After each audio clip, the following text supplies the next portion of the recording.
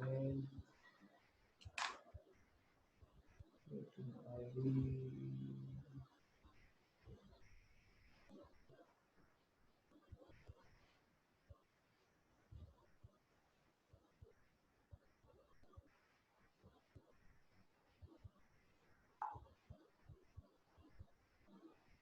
I think they should go to joining the problem. Murabada is also here with us. I think Garima, Hikita, Seema, Yashika, Murabada is joining in. They should be joining in. Drishti बची है एक. Hi Vada. Good evening, sir. Hello. Good evening बेटा. आपको screen दिख रही है बेटा? Yes, sir.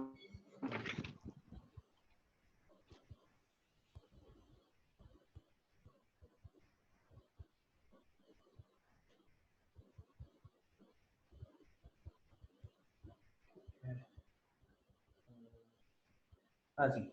आ गए. दृष्टि और रेशो. सर आज आप नया चैप्टर शुरू करवा रहे हो? नहीं बेटा, चैप्टर आज नया नहीं करेंगे. इसमें एक टॉपिक और बचा है, तो वो टॉपिक करेंगे और इसके अलावा आपके जो डाउट्स हैं वो लेंगे. तो आज इस चैप्टर को अच्छी तरीके से ख़त्म कर देंगे ताकि इसमें कोई प्रॉब्लम ना हो. ठीक है. मैंने बहुत टाइम इन्वेस्ट किया बेटा इस चैप्टर में. वेस्ट नहीं किया, इन्वेस्ट किया. ठीक है. काफ़ी टाइम लगाया है, बहुत ज़रूरी है.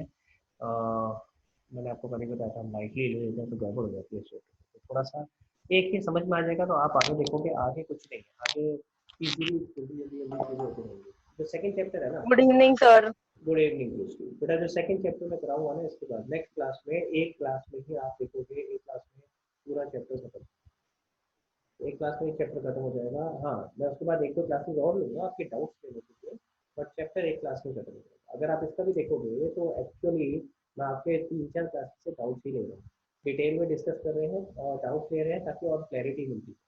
तो कॉन्सेप्ट तो मैं अगली क्लास में, एक क्लास में आपको सेकंड चैप्टर का करा दूँ. तो सेकंड चैप्टर तो बहुत बड़ा नहीं, बहुत छोटा सा चैप्टर है. ठीक है.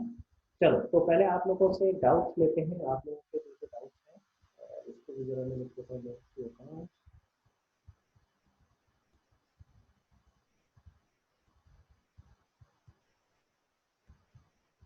हाँ जी, तो रेज योर हैंड जिस जिसके डाउट्स हैं. फिर मैं एक एक करके आपको मौका देता हूँ.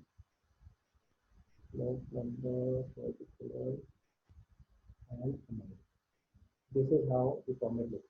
ओके, सो गरिमा की डाउट है तो मैं जरा कुछ बोल रहा हूँ. गरिमा को अनम्यूट करो, बाकी सबको म्यूट करो. मैं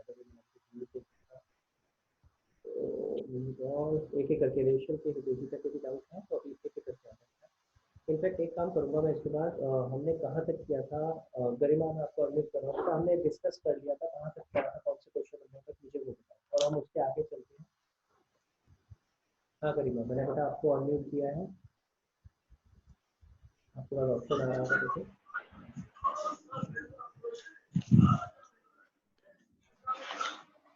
आवाज़ आ रही है आपको? आप अनम्यूट हो चुके हो तो आप बोल सकते हो.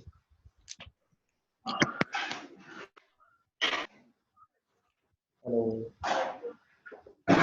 हेलो. हाँ गरिमा, आवाज़ आ रही है बेटा?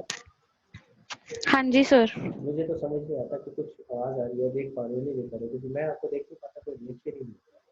तो मुझे कुछ समझ नहीं आता. हाँ, तो कहाँ तक किया था बेटा हमने लास्ट क्लास में?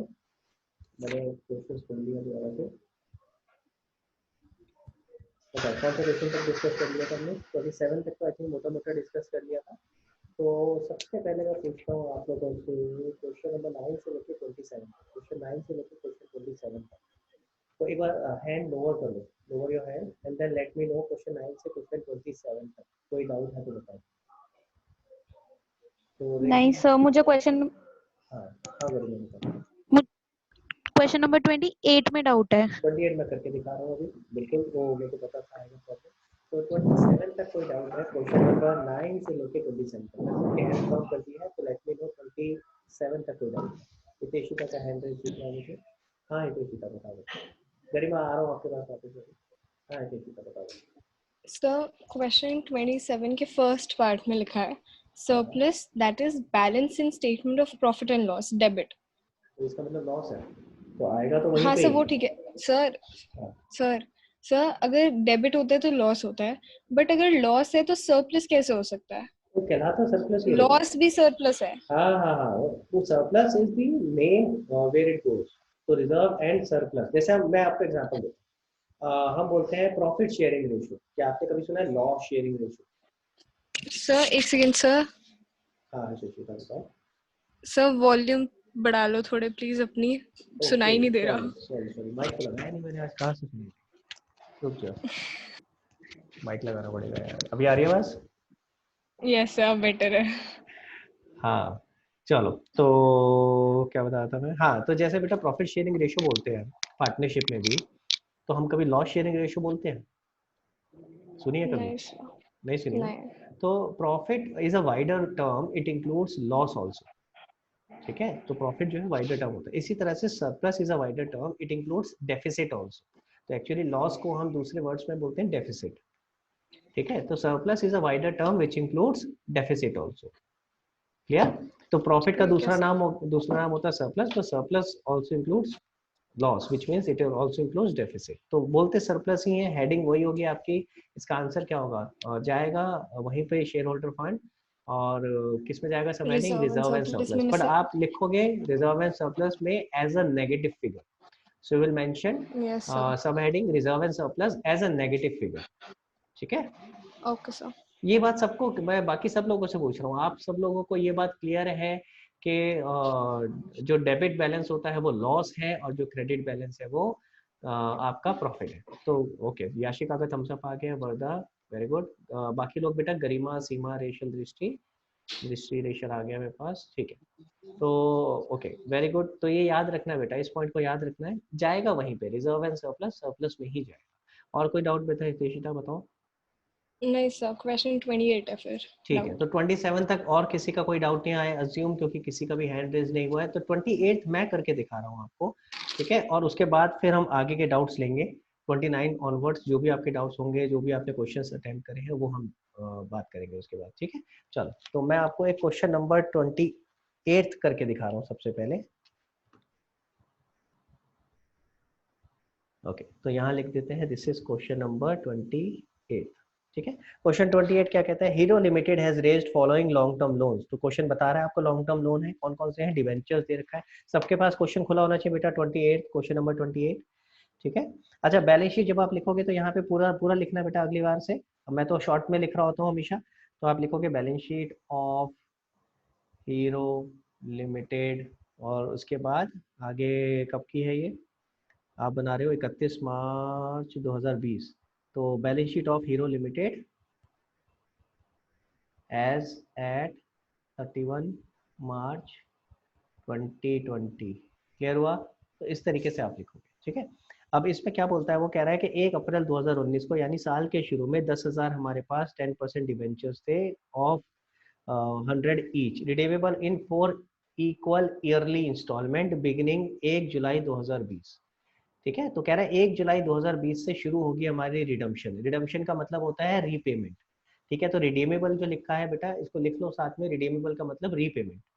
ठीक है, अगेन ये एक वर्ड ऐसा है जो आप सीखोगे बुक 2 में। बुक 2 में पूरा एक चैप्टर आता है रिडम्पशन ऑफ डिबेंचर। तो अभी मीनिंग सिर्फ इतना समझ के चलो, रिडम्पशन मीन्स रीपेमेंट। तो जो जब आपने डिबेंचर इशू करे होते हैं तो आपके पास पैसे आए होते हैं। ठीक है, अब आप क्या कर रहे हो, रिडीम कर रहे हो, यानी वो पैसे वापस करके अपने डिबेंचर वापस ले रहे हो। तो वो क्या कह रहा है कि 10,000 डिबेंचर आपने रेज किए थे। ये 10,000 क्या है? 10,000 नंबर ऑफ डिबेंचर है। उसके बाद 10% लिखा हुआ है, this is 10% is rate of interest on the debentures. और एक डिबेंचर कितने का है? 100 रुपए का। ये इस तरह से बताया, ऑफ ₹100 ईच। फिर आगे कहते हैं redeemable in 4 equal yearly installments, यानी 4 ईयर में जाके ये रिडीम होगा। तो इक्वल इंस्टॉलमेंट्स कितनी हो गई? 2,500 डिबेंचर हर साल आप रिडीम करोगे। 10,000 डिबेंचर थे टोटल, अगर मैं उसको डिवाइडेड बाय 4 कर दूं तो कितना आता है? 2,500 डिबेंचर्स। तो हर साल में 2,500 डिबेंचर रिडीम करूंगा। लेकिन सबसे पहली रिडम्पशन कब होगी? पहली रिडम्पशन होगी 1 जुलाई 2020 को। वो कब फॉल करेगी? वो तो अगले साल में फॉल करेगी। अभी हम बना रहे हैं 31 मार्च 2020 का बैलेंस शीट। क्लियर है? ओके, यहाँ तक सब क्लियर है सब लोगों को? पहले मुझे ये बताओ, जो मैंने अभी पहला पॉइंट मीनिंग समझाया है सिर्फ, थम्स अप करके बताओ जल्दी से।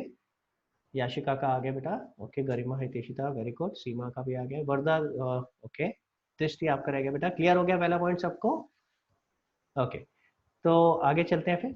तो इसको आप दिखाएंगे कैसे, कैसे लिख के दिखाते हैं, मैं आपको वो करके बता रहा हूँ। तो सबसे पहले इसी के ऊपर काम करते हैं।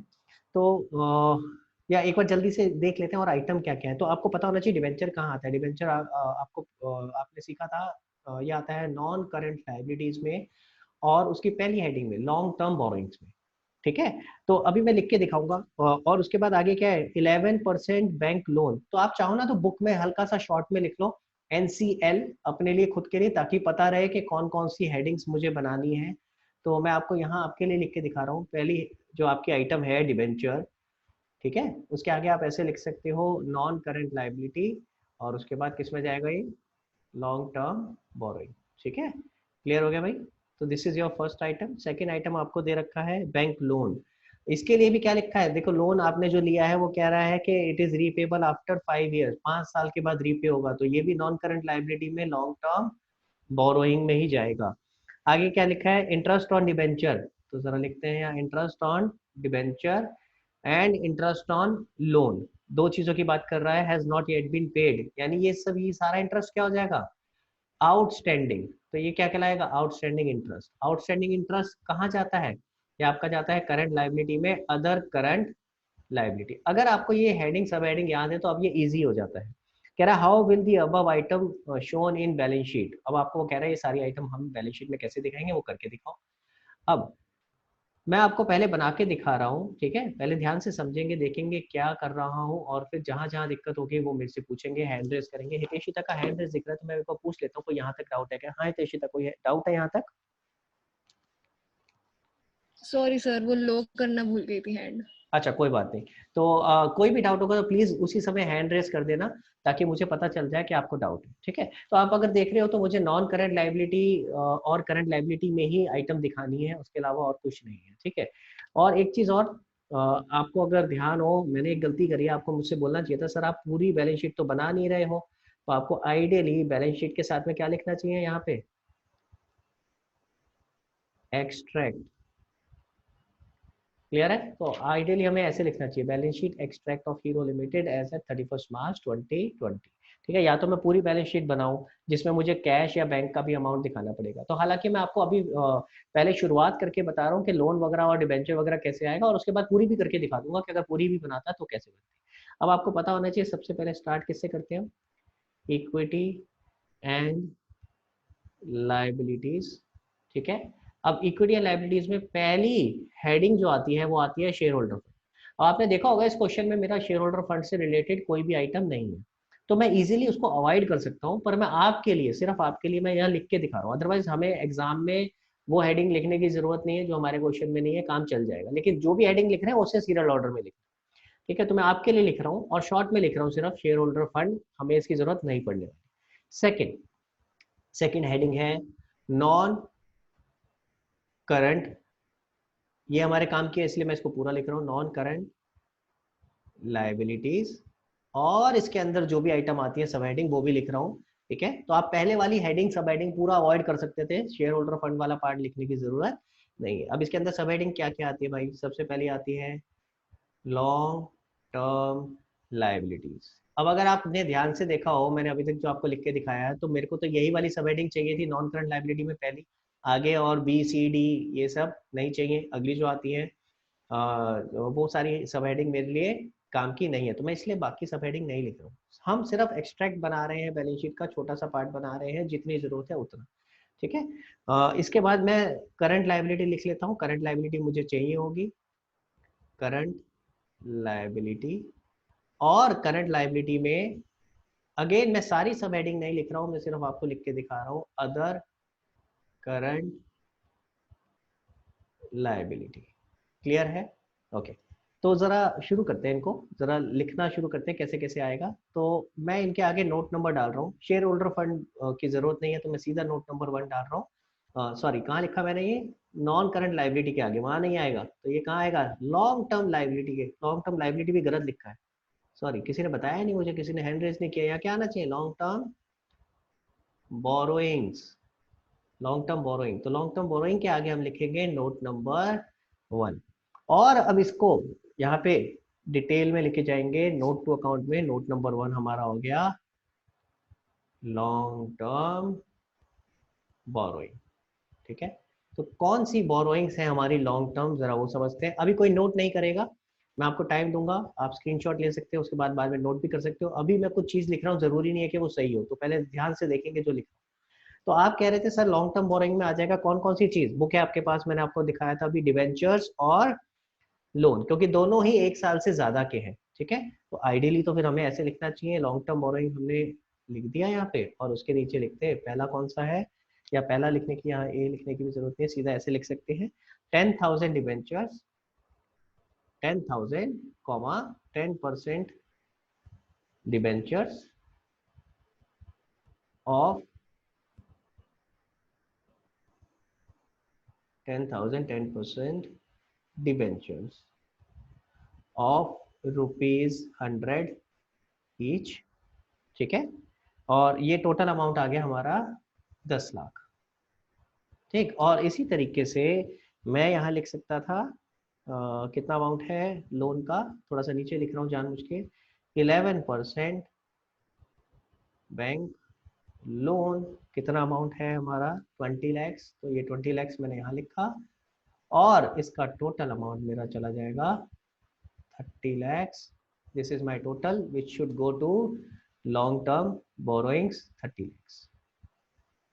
हाँ जी, अभी तक जो मैंने कराया, हाँ जी अभी तक जो मैंने कराया, यहाँ तक किसी को doubt? Okay, Hiteshita, Yashika, okay, बाकी लोग okay, Varda, Garima, Rachel and Drishti, बेटा आप लोगों को क्लियर है ये? तो रेशल मैं आपके साथ कनेक्ट करता हूँ जरा। दृष्टि कहाँ गायब हो गई? दृष्टि कुछ बोल ही नहीं रही है, गायब हो गई है दृष्टि। दृष्टि आप हो यहाँ पे? हाँ, तो कुछ कुछ रिस्पॉन्ड Yes, क्यों नहीं sir. करती है? हाँ चलो, तो रेशल आपके साथ थोड़ा डिस्कस करते हैं। अब रेशल यहाँ एक गलती है, मैं आपको बता रहा हूँ ये गलत है, तो जरा सोच के बताओ क्या गलत है। थोड़ा ट्राई करो, किसी ने भी गलती नहीं पकड़ी है तो लेट मी सी कि क्या अभी भी, अब मैं जब बता रहा हूँ कि कुछ गलती है तो क्या आप पकड़ पाते हो या नहीं।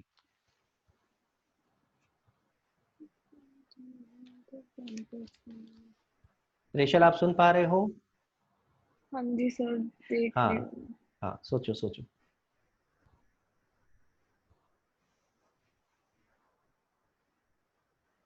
सर 10 लाख क्यों है? 10 लाख, बोलो बोलो। मुझे 10,000 है, बट फिर वो 10 लाख कैसे आएगा? हाँ 10 लाख कैसे आया, ये लो 10,000 तो नंबर ऑफ डिबेंचर थे, एक डिबेंचर का कॉस्ट था 100 रुपए, तो 10,000 इंटू 100 किया तो ये कितना अच्छा, आ गया? ओके। 10 लाख। ठीक है, तो 10 लाख ये टोटल अमाउंट है। आ रहा हूँ याशिका आपके पास। हाँ रेशल ट्राई करके देखो, इसमें एक गलती है, मैं बता रहा हूँ अभी आपको खुद ही। नॉर्मली बच्चे यही करके आते हैं जो मैंने अभी करा है, मैंने इसीलिए आपको पहले ये करके दिखाया है।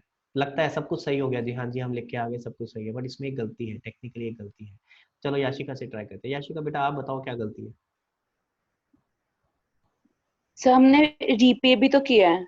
रीपे अभी कहाँ किया है? रीपे तो वो बोल रहा है कब करेंगे, देखो दोबारा से। 1 जुलाई 2020 को, मैं कब बना रहा हूँ? 31 मार्च 2020 को, तो मार्च के बाद अगले साल में रीपे करूंगा ना, अभी तो रीपे किया ही नहीं है। गुड ट्राई, कोई यस बात सर। नहीं। और देखते हैं हितेशिता क्या कह रही है, लेट्स सी। हाँ जी हितेशिता। सर उसने बोला है कि क्वार्टरली इंस्टॉलमेंट्स रीपे करनी है 1 जुलाई क्वार्टरली कहाँ है? 2020 से। क्वार्टर कहाँ पढ़ लिया तूने? मैंने तो पढ़ा ही नहीं quarter. Sir sorry, 4 equal yearly था, सॉरी सॉरी। तूने कहा गलती है तो मैं गलती क्वेश्चन को ही गलत कर देती हूँ। अरे नहीं सर, सॉरी सर। नहीं नहीं कोई बात नहीं, कोई बात नहीं, सॉरी। होता है होता है होता है। कोई, अरे कोई सॉरी की बात नहीं है, अच्छी बात है बेटा, आप ट्राई करोगे तभी तो पता चलेगा। जो बोलेगा नहीं, ट्राई नहीं करेगा, वो तो गलती निकाल ही नहीं सकता, तो इट इज गुड, कोई प्रॉब्लम नहीं है।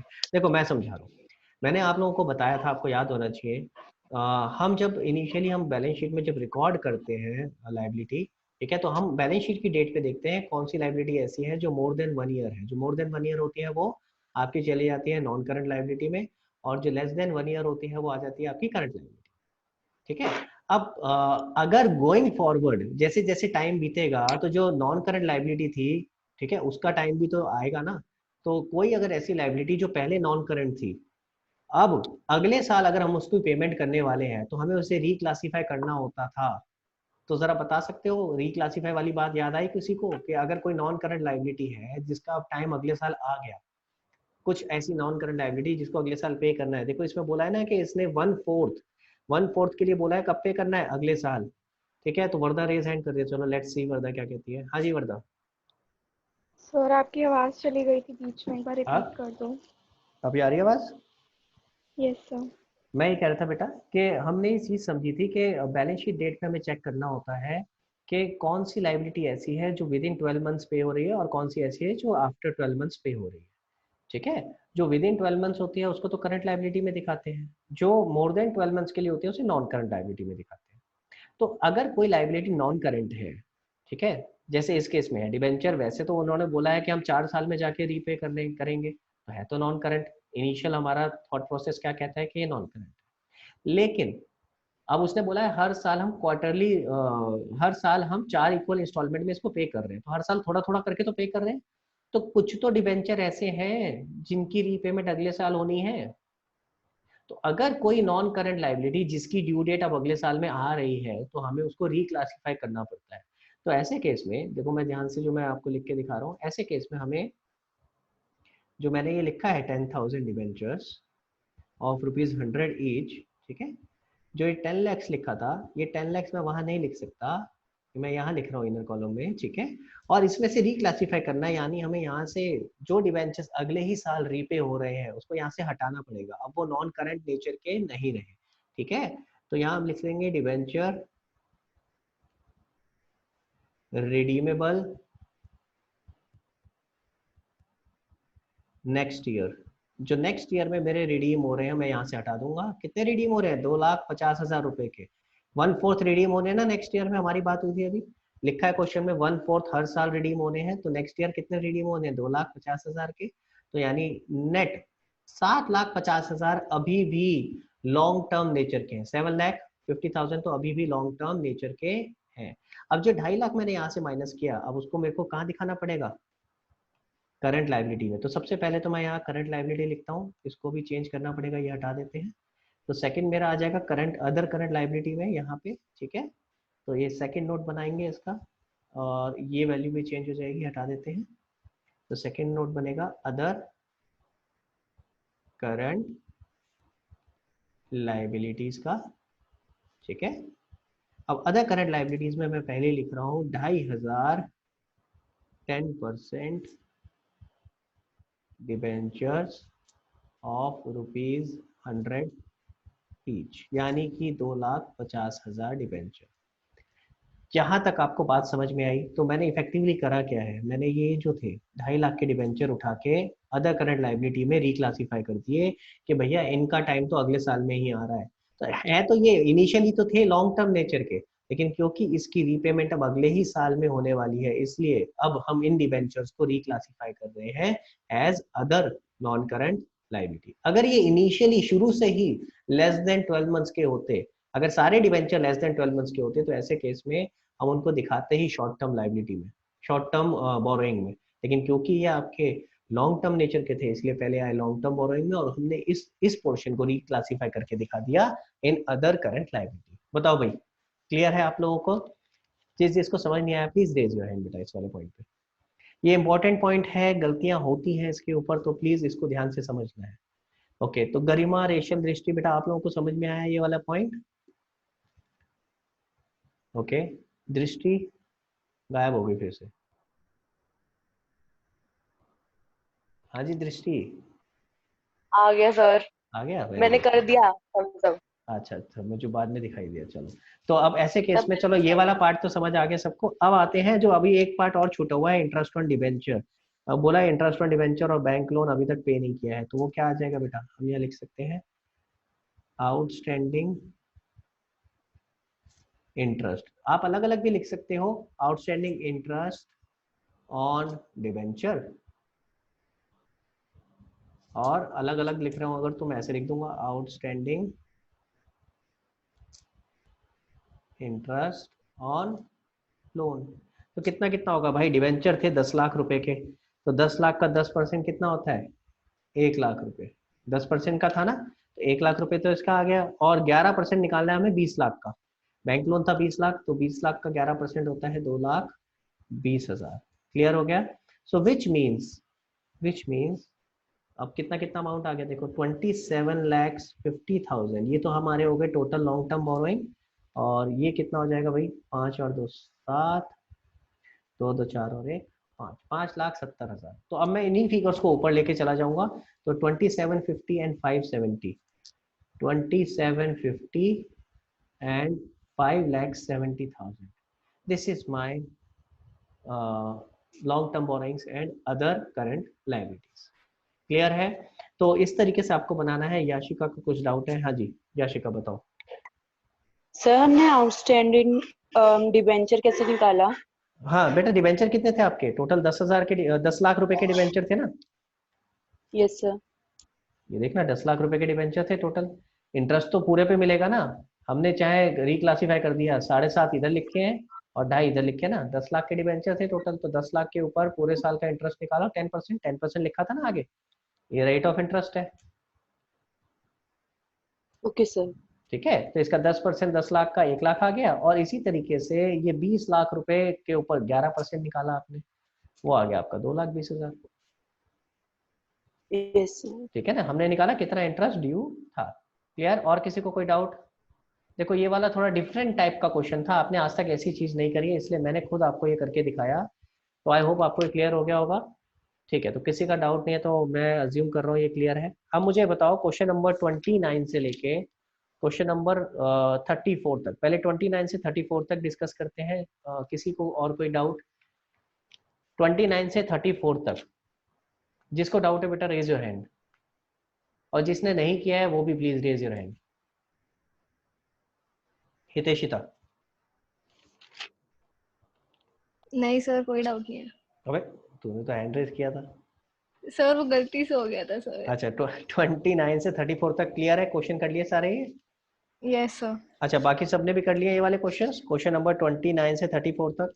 अब आपको पता होना चाहिए कि कैसे हेडिंग सब हेडिंग दिखानी है, बिल्कुल इस तरीके से। अब जितनी भी आइटम आपको दे रखी है क्वेश्चन में, ठीक है, अगर वो किसी heading sub heading exactly heading या सब हेडिंग नहीं दी है, उसका ब्रेकअप दिया है, तो सारा ब्रेकअप कहाँ आएगा आपका? Notes to accounts.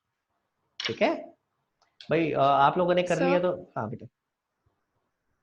सर अगर इन्वेस्टमेंट्स गिवन है, सिर्फ इन्वेस्टमेंट, हाँ तो जी, उनको नॉन करंट मानना है? हाँ अज्यूम करना पड़ेगा। तो जो भी आप अजम्पशन ले रहे हो आप नीचे लिख देना जरूर कि in the absence of information we have assumed investments to be non current. ठीक है, ये मतलब क्वेश्चन की कमी है बेटा। अगर क्वेश्चन ने नहीं लिखा कि इन्वेस्टमेंट कौन सी है, कहाँ पे लिखा है क्वेश्चन नंबर बताओ? 34? 34।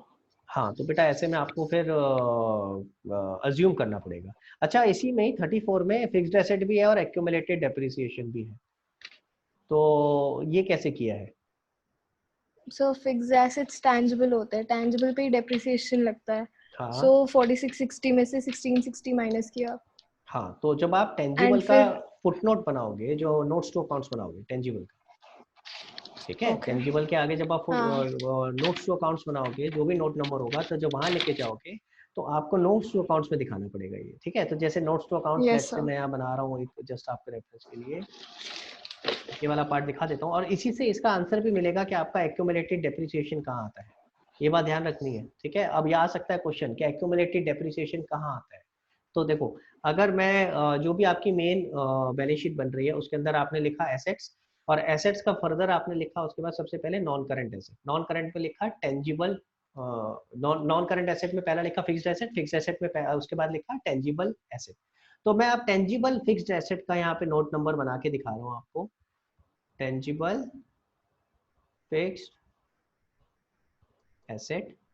ठीक है, तो ऐसे केस में कितना दिया हुआ है आपको फिक्स्ड एसेट? 4660। ठीक है, तो यहाँ आ जाएगा आपका फिक्स्ड एसेट 4660। ये इनर कॉलम में भी लिख सकते थे, माइनस एक्यूमुलेटेड डेप्रीसिएशन। वैसे तो देखा जाए तो हमें इसने टेंजिबल वर्ड भी यूज नहीं किया, सिर्फ फिक्स्ड एसेट बोला है, तो हम तो इसका मान सकते हैं कि फिक्स्ड टेंजिबल इंटेंजिबल सब इसी के अंदर है, तो हमें फर्दर बाइफर्केशन गिवन नहीं है, तो मैं इसको सिर्फ फिक्स्ड एसेट वर्ड भी बोल सकता था। कितना है भाई? 16,60,000। ये माइनस कर दिया इसमें से, नेट फिगर मेरी बचेगी 30 लैक्स, ये 30 लैक्स रुपीज मेरा जाएगा फिक्स्ड एसेट में। जब आप ऊपर बैलेंस शीट में लेके जाओगे तो ये 30 लैक्स मेरा वहां चला जाएगा। तो अगर कोई हितेशिता आपसे पूछेगा, ठीक है, हितेशिता आपसे अगर कोई पूछता है बताओ एक्यूमुलेटेड डेप्रिसिएशन की हेडिंग और सब हेडिंग क्या है, तो क्या बोलोगे?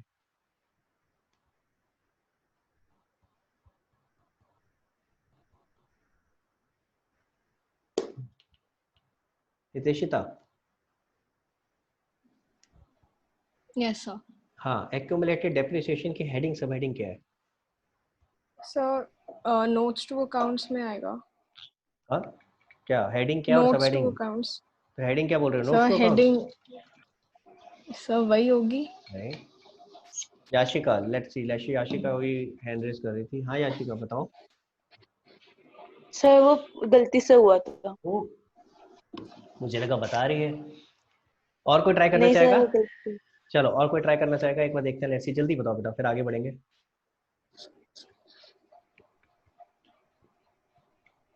ट्राई सर तो किया करो भाई। एक्सपेंस।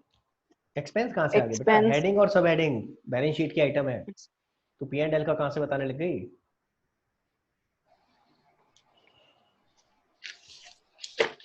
बैलेंस शीट में अभी आपके सामने लिखा हुआ है, कहाँ आ रहा है फिक्स्ड एसेट बाबा? तो कहाँ आएगा ये तो फिक्स्ड नॉन एसेट का ही पार्ट है करंट ना। एसेट। तो नॉन करंट एसेट में फिक्स्ड एसेट में आप माइनस कर रहे हो, तो आप बोलोगे नॉन करंट एसेट, और दूसरा पार्ट बोलोगे रिड्यूस्ड फ्रॉम फिक्स्ड एसेट। तो हेडिंग होगी नॉन करंट एसेट और सब हेडिंग होगी reduced from fixed asset. Notes to accounts तो सिर्फ कंटिंजेंट लायबिलिटी के लिए लिखते हैं, ठीक है? हितेशिता क्लियर हुआ? ओके सर, ओके सर, हाँ ओके। दृष्टि बताओ, दृष्टि बेटा। सर ये प्रॉफिट एंड लॉस अकाउंट में नहीं जाना चाहिए? वहां भी आएगा, तो जो इस साल का स्टेटमेंट प्रॉफिट लॉस जो है। बेटा वहां भी आएगा, जो इस साल का डेप्रिसिएशन होगा वो बिल्कुल वहां आएगा। तो वहां वहां का पार्ट अलग है। ये तो टोटल एक्यूमुलेटेड डेप्रिसिएशन है ना, आज तक का जितना भी डेप्रिसिएशन है। जो करंट ईयर का डेप्रिसिएशन आप लगाओगे वो बिल्कुल statement of P and L में आएगा, ओके सर। ठीक है? ओके। ओके चलो, तो फिर आगे चलते हैं। 34 तक क्लियर हो गया। अब मुझे बताओ 35, 35 से लेके 42 तक, चलो जल्दी से लास्ट। रेशल का हैंड रेज दिख रहा है मेरे को। हाँ रेशल बताओ बेटा। Sir depreciation of fixed assets और अक्यूमुलेटेड डेप्रिसिएशन में डिफरेंस क्या आएगा? Depreciation on fixed asset, of fixed assets कहाँ और कहाँ पढ़ रहे हो, कहाँ अक्यूमुलेटेड पढ़ रहे हो? डेप्रिसिएशन, क्वेश्चन 32 और क्वेश्चन 34।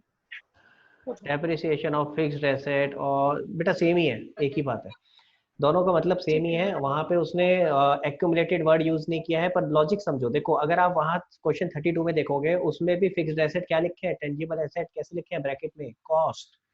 आपको याद होना चाहिए 11th में आपने पढ़ा है, जब आप एक्यूमुलेटेड डेप्रिसिएशन या प्रोविजन फॉर डेप्रिसिएशन, एक ही बात होती है, दोनों का मीनिंग सेम होता है। तो अगर आप प्रोविजन फॉर डेप्रिसिएशन या एक्यूमुलेटेड डेप्रिसिएशन का अकाउंट ओपन करते हो, तो ऐसे में जो फिक्स्ड एसेट है वो कॉस्ट पे कैरी करते हैं।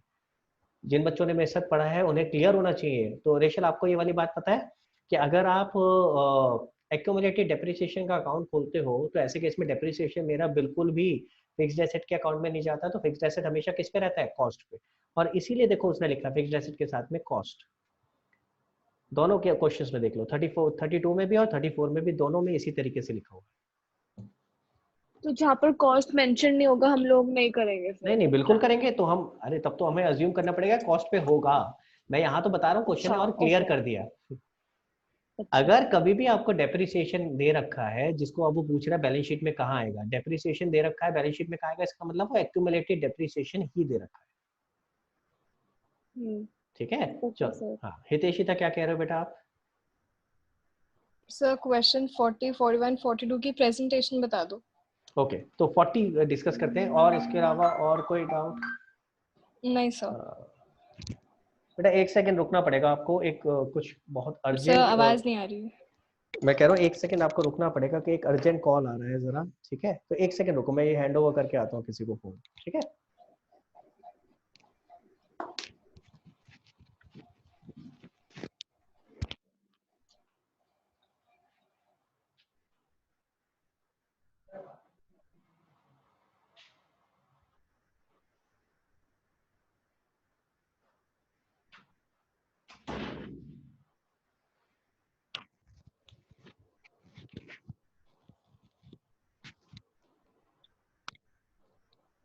हेलो हितेशिता, सुन पा रहे हो आप मेरे को? Yes sir. Okay, so sorry guys, actually कोई हॉस्पिटलाइज्ड है फैमिली में, तो इसलिए वो वहाँ से फ़ोन आ रहा था, इसलिए मुझे देके आना पड़ेगा। ठीक है, चलो कंटिन्यू करते हैं। तो क्वेश्चन 35 से लेके 39 तक कोई और डाउट है किसी का? रेशल ने हैंड रेस किया हुआ है, याशिका ने किया, तो एक बार पूछ लेता हूँ। हाँ जल्दी बताओ बेटा। रेशल, रेशल आपने हैंड रेस किया बेटा, मैं आपको अनम्यूट कर रहा हूँ। सर वही था डेप्रिसिएशन वाला, ठीक है लोअर ठीक है करना ठीक है होगा। ठीक है, कोई बात नहीं। तो याशिका आपका क्या डाउट है बेटा?